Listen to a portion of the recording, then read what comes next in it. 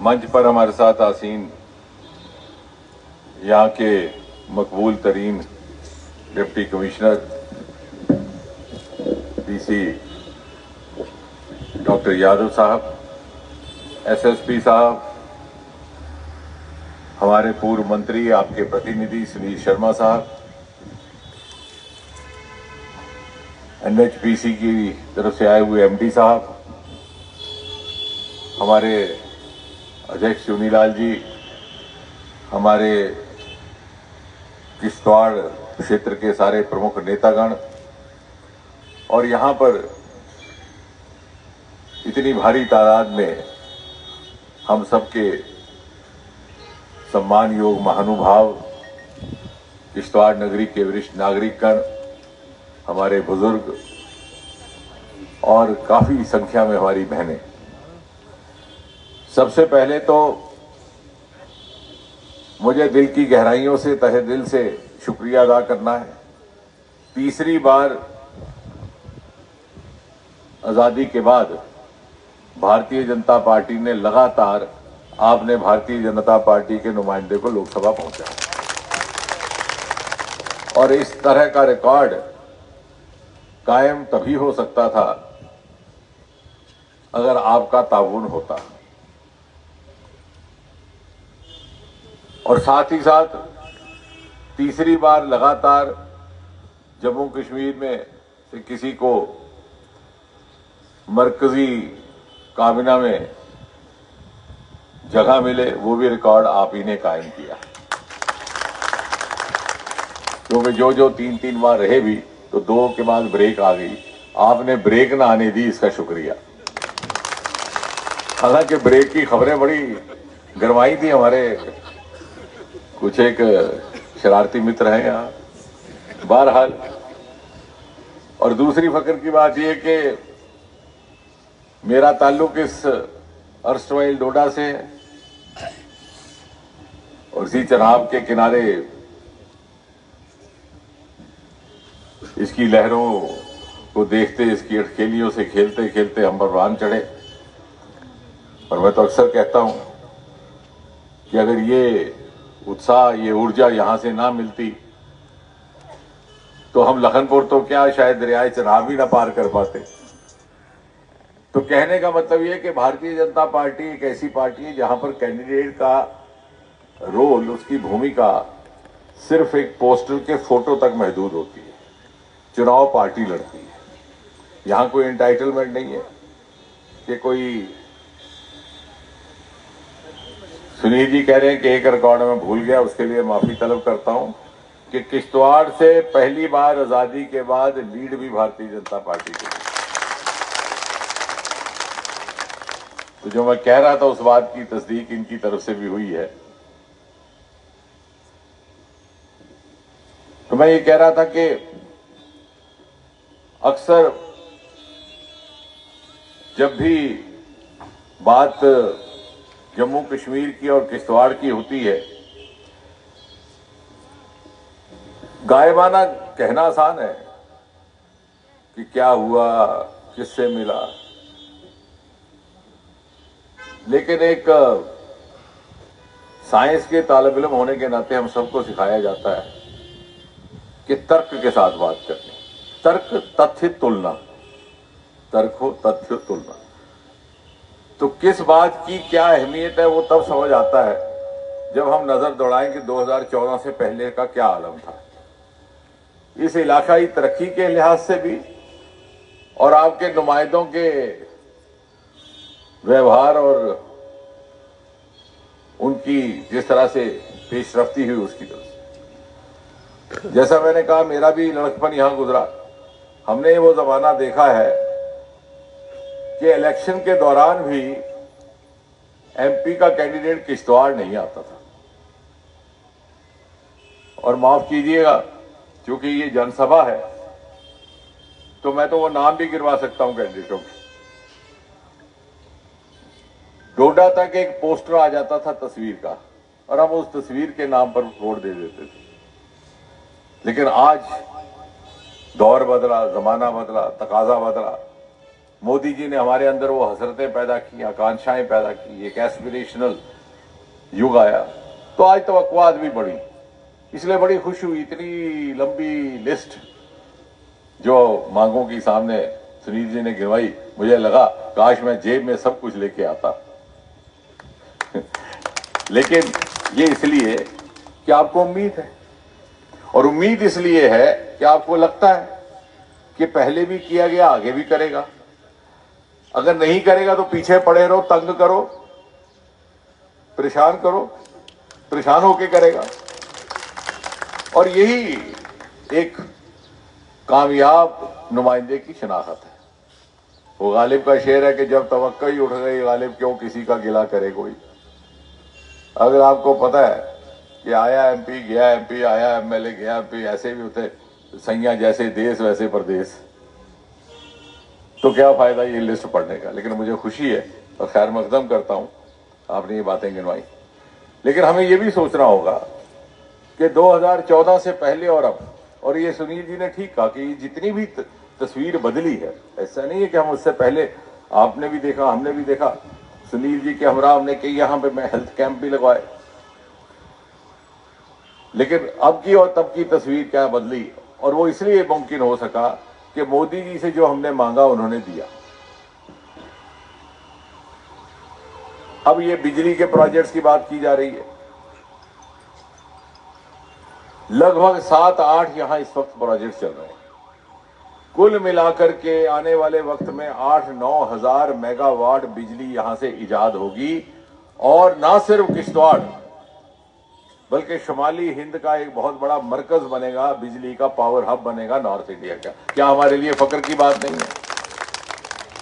क्योंकि जो हमें हासिल हुआ है हम उस पर पहले फक्र करना, मान करना सीखें, तो हमारा हौसला भी बढ़ता है, हमारे बच्चों का भी हौसला बढ़ता है। और फिर मांग तो कभी खत्म नहीं होगी, और मांग खत्म हो जाएगी तो फिर राजनीति सियासत किस बात की करनी, इलेक्शन में क्या मुद्दा लेके जाना। एक मांग खत्म होगी, दूसरी। लेकिन जो हुई है, जिनका हमने गुमान नहीं किया। और रही रोजगार की बात, तो अच्छा हुआ कि एमडी साहब ने खुद ही वजाहत कर दी कि अनस्किल्ड तो 100। दरअसल हुआ क्या है कि जितनी बार भी मैं आता हूं यही मांग आती है कि यहाँ का कोई लगाया नहीं गया। जब मैं एमडी साहब से पूछता हूं तो कहते हैं 100% यहीं के लगे। तो मैंने पिछली बार ये मुतालबा किया था कि डीसी साहब के मार्फत लगे और तस्दीक हो जाए, और हमारा भी फर्ज है कि जहां हमें लगे कोई अनस्किल्ड बाहर से आया तो हम उनके जेरे गौर लाएं, उस पर एक्शन हो। और जहां तक स्किल्ड का ताल्लुक है, वो बात उन्होंने भी कही, हमने भी स्वीकारी कि साहब अगर हमारे पास उस तरह का स्किल मौजूद नहीं है तो काम तो रोकने के हक में हम है नहीं। लेकिन हमें यह सोचना है कि इतना बड़ा, अब इसके विपरीत पिछली सरकार में क्या हुआ, यही 850 मेगावाट का रेटले प्रोजेक्ट रोक दिया गया। हम ये भी तो सोचे, यानी चलता हुआ प्रोजेक्ट रुक गया 850 मेगावाट का। और मुझे तो जबानी इसलिए याद है कि रोज हम फाइलें लेके जाते थे, हालांकि मैं कोई बिजली का इंजीनियर नहीं हूं, तार जोड़ना भी नहीं आता, लेकिन इन्होंने रोज, और हम बार बार मुतालबा करते रहे। लेकिन एक नाजायज जिद उस वक्त की सरकार ने रखी कि साहब ये प्रोजेक्ट हम बनाएंगे। हमारी ना सरकार यहां थी ना मरकज में थी, हम बार बार कहते रहे कि साहब ये प्रोजेक्ट बनाने की सलाहियत रियासती सरकार में नहीं है, ना ही पैसा है, ना ही एक्सपर्टाइज। मगर शायद वो चाहते ही नहीं थे कि यहां प्रोजेक्ट लगे, क्योंकि वो इलाकाई भेदभाव और क्षेत्रीय भेदभाव की जो वोट बैंक की राजनीति थी उससे चलते हुए चाहते ही नहीं थे कि प्रोजेक्ट। तो एक ऐसा बहाना ढूंढ लिया कि ना होगा तेल ना राधा नाचेगी। और ये मोदी जी के आने के बाद ये मुतालबा रखा गया, तो अब ये जॉइंट वेंचर के तौर पर, कहने का मतलब यह कि ना इस सरकार ने सिर्फ प्रोजेक्ट्स नए शुरू किए बल्कि रुके हुए पुरानी सरकारों के भी पापों का प्रायश्चित किया। अब मैंने कहा कि जिन बातों की ना कभी गुमान था, ना मांग थी, ना मुतालबा किया, इतने सारे मेमोरेंडम आए हैं, ये तो आते ही हैं। नेता का काम है मेमोरेंडम उठाना, लेकिन संभालना। इसलिए मैं साथ में डीसी साहब को रखता हूं। मैं कहता हूं नहीं तो क्या होता है कि नेता उठाता है 100-150 मेमोरेंडम, बाद में कहां छोड़ता है उसे याद नहीं रहता है। एक बार दरियाई चढ़ाव में बहुत सारे मेमोरेंडम पड़े हुए मिले थे, तो हमने फिर उस नेता को जाकर के बड़ी विनम्रता से कहा कि साहब इसे संभालने की भी जगह महफूज रखो। इसलिए मैंने कहा डीसी साहब हमारे हमराह हैं और बात यही वजाहत हो जाए जैसे अभी एमडी साहब ने की। किसी मेमोरेंडम में कभी, और मैं जिम्मेदारी से बात कर रहा हूं, आप देख लीजिए 10 साल पहले ये मुतालबा नहीं था कि हवाई जहाज का अड्डा बने, ये था कि हेलीकॉप्टर चले। हेलीकॉप्टर तक ही सोच थी, वो तसव्वुर से बात, लेकिन यहां आज हवाई जहाज का अड्डा बन रहा है। अब ये काम करवाने में कितनी मुशक्कत चाहिए ये वही लोग समझ सकते हैं जिन्होंने इसका तजुर्बा किया हो, इससे गुजरे हो। लगभग 4 साल लग गए, जो सुनील जी जिसका इशारा कर रहे थे, फौज को मनाने में कि ये जमीन हमें दी जाए, ताकि वो स्ट्रिप उनकी थी। तो फौज का कहना था कि आपके पास चलेगी तो हमारा क्या रहेगा। फिर एक दस्तखत करके उनको बताया गया कि जब भी आपको जरूरत होगी, बोले साहब यहाँ मिलिटेंसी होती है कल को हमें, तो हमने कहा भाई आप ही की रहेगी, हम वो नहीं कह रहे, लेकिन हमें। और अब इसमें थोड़ी देरी इसलिए हुई कि उसके बाद मोदी जी ने एक नई स्कीम लाई, उड़ान। अब इस हवाई अड्डे को, किश्तवाड़ के हवाई अड्डे को उड़ान स्कीम में शामिल कर लिया गया। उसमें ये बातें मैं इसलिए कह रहा हूं कि झूठ बोलने की राजनीति अब खत्म हो गई। देखिए नेता सुबह से शाम तक 10 भाषण करता है, रात को खुद ही भूल जाता है सुबह क्या भाषण किया। फिर सुबह अपने पीए को पूछता है मैंने कल क्या क्या वादा किया था बता देना। आज वो जमाना नहीं रहा। आज हमारा की वोटर हमारा ये बच्चा है जो बाद में कह रहा हूं इससे पहले कि मुकम्मल हो अपनी जेब से मोबाइल निकालता है तो वो उसी वक्त तस्दीक कर लेता। मैंने अभी कहा 850 मेगावाट का रेटले प्रोजेक्ट, कोई बच्चा वहां से अभी ट्वीट करेगा, फेसबुक करेगा, देखो झूठ बोल रहा आगे नेता, 850 का नहीं है। बड़ी सख्त कसौटी पर उतरने का जमाना है और आने वाला भी ऐसा ही होगा। ये कोई एंटाइटलमेंट की राजनीति, पॉलिटिक्स नहीं रहेगी। लेकिन इसीलिए हमारे लिए जरूरी कि हम अपने साथियों को, समर्थकों को समझाएं कि किस चीज का क्या स्टेटस है। काम सारे पूरे नहीं होंगे, लेकिन ईमानदारी रहनी चाहिए, नीयत साफ रहनी चाहिए। कम से कम इतना है कि इस एमपी ने किसी प्रोजेक्ट में अपनी भागीदारी नहीं रखी, जैसे एमपीओ से तवक्को होती है। कम से कम किसी इस एमपी ने 10 साल में कोई क्रशर नहीं लगाया, जिसका आजकल बड़ा बोलबाला है। लेकिन हमने कोशिश की है कि इस इलाके की तस्वीर बदले। दूसरा रहा सैफरन पार्क का। सैफरन पार्क में क्यों देरी हुई? प्रोग्राम बन चुका था। राधा मोहन सिंह साहब उस वक्त मरकज में मिनिस्टर थे, टिकट उनकी कटवा दी गई, आने का वो प्रोग्राम हो गया, पत्थर तैयार हो गया। हमारे ही लोगों ने कहा यहां से नहीं वहां होना चाहिए। फिर मैंने फोन किए सबको, सबने बोला। तो मैंने उनसे कहा जाके कि साहब जिन लोगों को मैंने सोचा कि मैं जय जयकार करवाऊंगा वही मुतमईन नहीं है तो क्या फायदा। तो मैंने कहा फिर इसको मुलतवी कर दिया जाए। जब हमारे लोगों के बीच में ये फैसला हो जाएगा, अब मुझे बताया गया, डीसी साहब ने भी बताया कि अब कंसेंसस बन गया है, तो वहां सैफरन पार्क भी लाई जाएगी। बाकी केंद्रीय विद्यालय नागसानी का हो गया। डचन के लिए अगर डीसी साहब जमीन आइडेंटिफाई करेंगे तो हमें कोई दिक्कत नहीं है, उसका एक प्रोसीजर रहता है। अब उसका मैं बताऊंगा आपको। यहीं से किश्तवाड़ से केंद्रीय विद्यालय की बार ये जो मांग चली, 4 साल तक हम लगे रहे। बार बार यहां से गिला आता नहीं होता। मैं कहता कि आपसे भेजो प्रपोजल, नहीं कहते भेजा, लेकिन बाद में इनको भी नहीं था पता, यहां भी नहीं था पता कि इसका एक परफॉर्मा बना है। पहले हमें प्रोसीजर समझने होंगे। जब मैं नॉर्थ ईस्ट से पहुंचा तो कहा जाता था कि हमारा कोई काम नहीं होता। फिर हमने कार्यशालाएं लगानी शुरू की। मैं चाहूंगा कि आने वाले समय में डीसी साहब के सहयोग से और इनके सौजन्य से हम भी छोटी छोटी सारा कुछ आजकल ऑनलाइन है। तो एक यहां से जब डीसी साहब कागज भेजते हैं तो वहां पर एजुकेशन सेक्रेटरीट में अलग सेक्शन बनी है केंद्रीय विद्यालय, वो बाकायदा परफॉर्मा बनाता है। जब पिछली बार कहाँ का केंद्रीय विद्यालय का झगड़ा बना तो हमने जाकर के झगड़ा किया। ज्वाइंट सेक्रेटरी एक महिला थी एजुकेशन की सेंटर में, कि साहब हमारे लोग रोज आते हैं और आप कहते हैं कि कागज आए हुए। उसने कहा साहब बैठिए, उसने फाइल निकाली, बोले साहब ये कागज भेजते हैं। जैसे लीडर को मेमोरेंडम दिया वैसे वहां दे दिया। अब ये जो लीडर का मेमोरेंडम दिया जा रहा है, इसकी अहमियत सिर्फ पत्रकारों तक है, इससे काम नहीं होता। जरूरी है ताकि लगे कि हम कुछ कर रहे हैं, इससे खबर भी बनती है, इससे तस्वीर भी खींचती है, लेकिन काम नहीं होगा। काम के लिए हमें प्रोसीजर समझना होगा। फिर हमें भी समझ आया, फिर ये हुआ। बाकी रूसा के तहत जो कॉलेज पार्डर में आया था उसके लिए यहाँ की सरकार तैयार नहीं थी। मुझे उसके लिए भी शुक्रिया अदा करना है। नई नई सरकार बनी थी मोदी जी की, राष्ट्रीय उच्चतर शिक्षा अभियान नाम की एक योजना थी, उसके तहत हमें मिला है। वुमेन डिग्री कॉलेज का आने वाले वक्त पर कोशिश करेंगे, क्योंकि अभी डोडा तक पहुंचा है। और डेली वेजर्स का और ये जो रहबरे खेल है, ये तो पूरा प्रांत स्तर की बात है। जब वहां फैसला होगा तो यहाँ भी होगा, क्योंकि थोड़े से मुश्किल इस तरह के हैं। डिस्ट्रिक्ट अस्पताल 2014 में आपके पास क्या था? आपके पास डिस्ट्रिक्ट अस्पताल के नाम पर सिर्फ बोर्ड था। हुआ क्या कि जल्दी जल्दी में किश्तवाड़ डिस्ट्रिक्ट बन गया, और लेकिन डिस्ट्रिक्ट अस्पताल के जो मापदंड हैं, पैरामीटर्स हैं, उसके ऊपर पूरा उतरे बगैर सिर्फ बोर्ड में लिख दिया गया डिस्ट्रिक्ट अस्पताल। अंदर सहूलत वही थी जो सब डिस्ट्रिक्ट अस्पताल की थी। डिस्ट्रिक्ट अस्पताल के लिए सीटी स्कैन चाहिए, डिस्ट्रिक्ट अस्पताल के लिए अल्ट्रासाउंड चाहिए, वो सब भी बाद में हुआ। और अब ठीक कहा, जैसे जैसे वक्त गुजरता है टेक्नोलॉजी भी बढ़ती जा रही है, नए प्रावधान भी लाएंगे, और डिस्ट्रिक्ट हॉस्पिटल में इस तरह की सहूलत भी होनी चाहिए। अब तो डायलिसिस और सारी है, तो उसका भी आहिस्ता आहिस्ता किया जाएगा।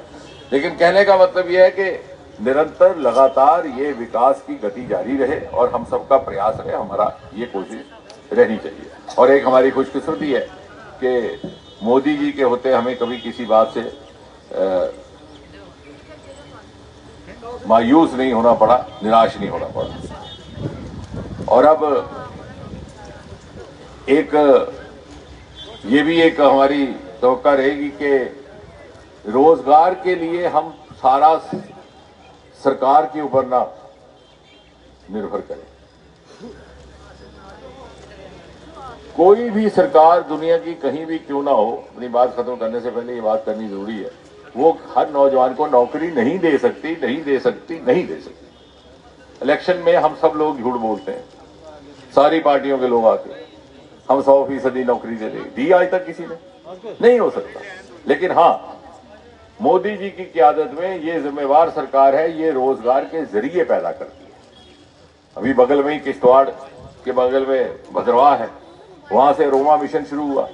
आज मुल्क भर में उसकी बात की जा रही है। लगभग 4000 बच्चों को रोजगार मिला है, लाखों में खेल रहे। इतनी शीशी इत्र की 15 साल के 12,000 की बिक रही है। अभी हाल ही में 2 लड़के कारपोरेट में काम करते थे बंगलौर में, एक बीटेक एक MBA नौकरी छोड़ करके आए। तो मैंने कहा भाई आप वहां छोड़े? बोले साहब 14 घंटे कंपनी की नौकरी करनी और यहाँ घर बैठ करके ये लड़के हमसे कम मेहनत करते और ज्यादा कमा रहे हैं। और ऐसा भी नहीं है कि उन्होंने कोई बहुत PhDयां की हैं, बहुत से तो ग्रेजुएट भी नहीं है। सरकार इस वक्त मुद्रा का लोन दे रही है, सरकार इस वक्त विश्वकर्मा जो हमारी रिवायती कामकाज है उसके लिए और पूरी इमदाद दे रही है। और इसमें भी टेक्नोलॉजी की भी इमदाद दी जा रही है। मैं चाहूंगा कि अभी हमने लेवेंडर फेस्टिवल लगाया था पिछले ही महीने, जून के महीने में, वहां भी हम जाएं, क्योंकि यहां से फैल के अब हिमाचल प्रदेश, उत्तराखंड और अरुणाचल तक पहुंच गया।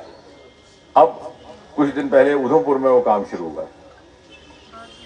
सरकार तकनीकी इमदाद भी देती है, सरकार उसे बाजार तक पहुंचाने का काम भी करती है, मार्केट तक। ये जो शीशियां बिक रही हैं इसलिए, यानी कुछ नहीं करना, सिर्फ अपनी जमीन अगर आपको है तो वो देनी है, और वो खेती भी कोई ज्यादा पानी नहीं लगता। ये मैं एक मिसाल दे रहा हूं कि जो इस इलाके के कुदरती सरमाए हैं, और अगर हम इनको इस्तेमाल में लाएंगे तो ना सिर्फ हमारे बच्चों के लिए रोजगार मुहैया होगी, बल्कि हम मुल्क की भी खिदमत करेंगे। जब मोदी जी कहते हैं कि तीसरी इकॉनमी हमने बनना है, तो कहां से बनना है? यही सरमाए जो ना तराशेंगे ना तलाशेंगे। हमारे वाटर रिसोर्सेज, हमारे हिमालयन रिसोर्सेज, हमारे एरोमा रिसोर्सेज, हर्बल रिसोर्सेज, जिनकी तरफ कभी तवज्जो नहीं दी गई क्योंकि उस वक्त की सरकारों की प्राथमिकताएं और थी। और ये बात मैं इसलिए कह रहा हूं क्योंकि मैं बड़ी साफगोही की तकरीर करता हूं। मैंने बड़ी शिद्दत के साथ कोशिश करके खादी का कैंप लगाया, क्योंकि हम तो हर वक्त यही खुराफाती में रहते। मुझे पता चला कि खादी का टर्नओवर 1 लाख करोड़ हो गया एक्सपोर्ट। मेरे कान खड़े हो गए। मैं वो खादी, वो KICC है, AVIC, उनके पास हम पहुंच गए। वो इसका क्या राज है? या साहब आप कौन से जमाने की बात कर रहे हैं? आजकल तो एक कुर्ता खादी का 1.5 लाख का बिकता है। ये तो बहुत बड़ा नया एक पेशा शुरू हुआ। ये देखिए इतने सारे लोग खादी का काम कर रहे हैं। मैं चौंक गया। तो मैंने कहा भाई इसमें इमदाद, बोले साहब 100% इमदाद सरकार की ओर से, कि मोदी जी ने खुद हमें एक आह्वान दिया, khadi for fashion, khadi for nation. उसके बाद तो एक्सपोर्ट होने लगा। तो मैंने कहा आप लोग किस तरह से हमारी इमदाद करते? बोले हम कैंप लगाते हैं। हमने हाल ही में वाराणसी का कैंप लगाया था, अब हम शुमाली हिंद में कैंप लगाए। शुमाली हिंद में कहाँ लगाएंगे? उत्तर में। बोले चंडीगढ़। मैं कहा हो सकता है हमारे एरिया में लगाए। बोले साहब वो तो छोटे शहर है, कैसे लगाएंगे? हमने थोड़ी बहुत चीटिंग की, इधर उधर करके उधमपुर ले आए, ये सोच के कि चलिए इस कॉन्स्टिट्यूंसी में। ये अभी कोई 8-9 महीने पहले की बात है। 40% वो सब्सिडी देते हैं आप, बाकी बच्चे ने लोन लेना है बैंक से, उसका इंटरेस्ट भी सरकार दे रही है, यानी लगभग माँ बाप पर कोई बोझ नहीं। बाद में जो कपड़ा तैयार होता है उसको भी सरकार भेज देती है, आपको सिर्फ मुनाफा ही कमाना है। तो हम उसको उधमपुर ले आए, पूरे दिन का वो लगा एक्सपो। 50 करोड़ रुपया सब्सिडी के तौर पर उस दिन बांटा गया। लेकिन बात वहां खत्म नहीं हुई। मैं ये बात क्यों कह रहा हूं कि उसमें से एक भी बच्चा हमारी कॉन्स्टिट्यूएंसी का नहीं था, सब कश्मीर के थे। अब ये कह देना जय जयकार मेरी भी जिंदाबाद, तुम्हारी भी जिंदाबाद, तुम्हारी भी जय जय मैं भी, वो नहीं। जमाना बदल चुका है, बहुत ज्यादा बदल चुका है। मुझे लगता है आने वाले वक्त में तो इलेक्शन में भाषणों की जरूरत ही नहीं रहेगी। और आजकल भाषण से तो 10 वोट भी नहीं मिलते जब तक काम ना किया हो। मैं ये बात इसलिए कह रहा हूं कि हमारा ये समाज की तरफ से हमारा ये फर्ज है, हम अपने ये जागरूकता पैदा करें। मीडिया से भी है। अब मीडिया ज्यादातर ये आएगा, मुझे पूछेगा तुझे उसने वो गाली दी, तेरे क्या कहता? मैं कहा मुझे बड़ा अच्छा लगा उसकी गाली का, तो इसकी खबर बन गई। अब इन बातों की तरफ तवज्जो दो। मैं इतना शर्मिंदा भी हुआ, वो जो उनके आए चेयरमैन बोले साहब आप कह रहे थे कॉन्स्टिट्यूंसी लगाना, तो आपकी कॉन्स्टिट्यूंसी, तो मैंने उनसे कहा यार कुछ करो कि मैं अपने बच्चों को कहता हूं उनकी मदद। वो साहब अब मुमकिन नहीं है, ये सारा ऑनलाइन भरा था, सारी एंट्रियां ऑनलाइन थी। मैंने अपने बच्चों से पूछा, वो कहते हैं हमें पता ही नहीं। तो इसलिए मैं ये कह रहा हूं, और मैं डीसी साहब से हम संजीदगी से कहेंगे कि कुछ कार्यशालाएं लगाई जाए, जो नई स्कीमें हैं उनके बारे में जानकारी दी जाए और उनको कैसे अप्लाई करना है। हमारा चाहे मुद्रा का लोन है हमारा, और उसमें अधिकतर महिलाएं, 60-70% महिलाओं ने लिया उसका। विश्वकर्मा इतनी बढ़िया, यानी जो हमारे रिवायती काम काज थे, गिनना, बिन्ने बनाने, ये कालीन बनाने, चटाइयां बनानियां, जो जिससे हमारी तहजीब भी जिंदा रहती थी, वो भी रहे। उसके लिए सरकार ट्रेनिंग दे रही है और ट्रेनिंग के दौरान स्टाइपेंड दे रही है। यानी आपको ट्रेनिंग हासिल करने को फीस भी देती पड़ती है, या सरकार आपको फीस दे रही है ट्रेनिंग लेने के लिए, लेकिन हम फिर भी नहीं जा रहे। तो मुझे लगता है कि ऐसा किया जाए ताकि नौजवानों को अच्छा नहीं लगता कि जो नौजवान 6,000 की नौकरी के लिए धरने पर बैठा हो, जबकि हमारे पास दूसरे ऐसे विकल्प है।